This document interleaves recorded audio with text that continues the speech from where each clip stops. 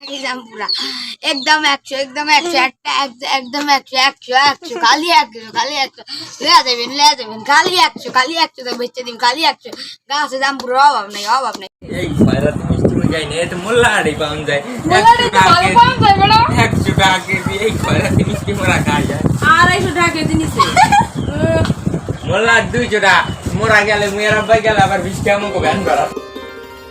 Hello everyone, আসসালামু আলাইকুম। সবাই কেমন আছেন? আশা করি ভালো আছেন। আমি আলহামদুলিল্লাহ ভালো আছি।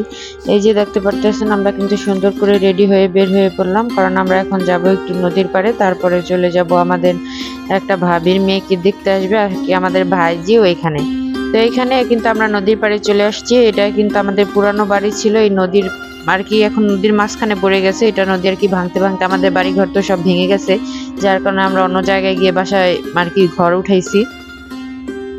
এইখানে কিন্তু ওই যে টার্মিনালটা ডুবে গেছে প্রায় পানিতে, আর ওই যে আমি দূরে একটা ব্রিজ দেখাইতেছিলাম, ওইখানে কিন্তু আমরা নেক্সট ভিডিওতেই চলে যাব, আপনাদের কিন্তু দেখাবো। তো এই নদী কিন্তু অনেক সময় আর কি অনেক আগে আর কি ছোট ছিল অনেক, তখন কিন্তু আমরা নদীর এপার থেকে ওপারে সাঁতরাইয়া আর কি যাইতাম। তো নদী দেখা শেষ করে এই তো এখন আমরা একটা চার পাড়াইয়া চলে যাচ্ছি। আপনাদের এলাকায় কে কি বলেন এটাকে অবশ্যই কমেন্ট করে জানাবেন। আমাদের এলাকায় এটাকে বলে চার আর কি। তো বাঁশের চার দিয়ে আর কি আমরা ওই পাশে যাইতেছি, তারপর ওই পাশে আর কি আমার একটা মামি আর কি দাঁড়ানো ছিল বোন নিয়ে। তো তার অনেকদিন পর আর কি তাদের দেখলাম, তার জন্য চলে গেলাম দেখতে। তো আপু আগে আগে গেল, গিয়ে কথা বলতেছে, আমি তারপর চলে আসলাম। এই তো আমার কিউট মামাতো বোন, তার সাথে কথা বলতেছিলাম, একটু পরে তারে কোলে নিলাম। ওই ভিডিও আর কি কেউ তুলে দেয়নি। তো ও আমার সাথে নতুন আমাকে দেখছে, আজকে চিনে না, কিন্তু আমাকে প্রথমেই দেখছে, দেখে আমার সাথে হাসতেছে খেলতেছে, আমি কথা বলতেছি আমার সাথে আবার কথা উত্তর দিতেছে। তো ওইখানে শেষ করে আর কি ওই বাসায় গেছি আমরা বিয়ে বাড়িতে। ওইখানে ভিডিও করা হয় নাই কিছু কারণে, অনেক লোকজন ছিল, কে কি মনে করে এই জন্য ভিডিও করি নাই। তো এইখানে আবার চলে আসলাম আমি আর আম্মু একটু বাজারে স্বর্ণের দোকানে।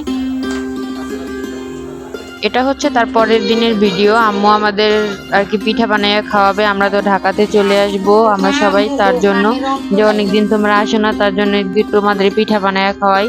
আমাদের এলাকায় এই পিঠাটাকে বলে পাক্কান পিঠা, আপনাদের এলাকায় কি কি বলে অবশ্যই কমেন্ট করে জানাবেন। এই তো এইখানে আমার ছোট ভাই আবার ডিজাইন করতেছে, বলে আমার কাছে দাও, আমি তোমাদের চাইতে ভালো ডিজাইন করব। ওর ডিজাইন ভালো হয় নাই, তার জন্য আমরা একটু হাসাহাসি করতেছিলাম। তো এটা কিন্তু মাটির সাজ দিয়েও বানায়, অনেকে আবার হাতে নকশা করেও বানায়। আমরা কিন্তু বেশি সাজ দিয়ে বানাইছি, আবার অনেকটা হাতে আর কি নকশা করে বানাইছি। এই তো এখন ডুবো তেলে একদম মাটির চুলায় ভেজে নিচ্ছি সুন্দরভাবে, একদম লাল লাল করে, যাতে খেলে মুসমুসা হয় আর কি। তো এই তো তারপর এটাকে আবার দুধে ভিজানো হবে, কিছুটা দুধে ভিজানো হবে, কিছুটা আবার এমনিতেই খাওয়া হবে এই আর কি, শুকনা ভাজা করকরা। তো এই তো দুধে ভিজানোটা অবশ্যই কেমন লাগছে অবশ্যই কিন্তু জানাবেন। সবাই ভালো থাকবেন, টাটা বাই বাই, আল্লাহ হাফেজ, আসসালামু আলাইকুম।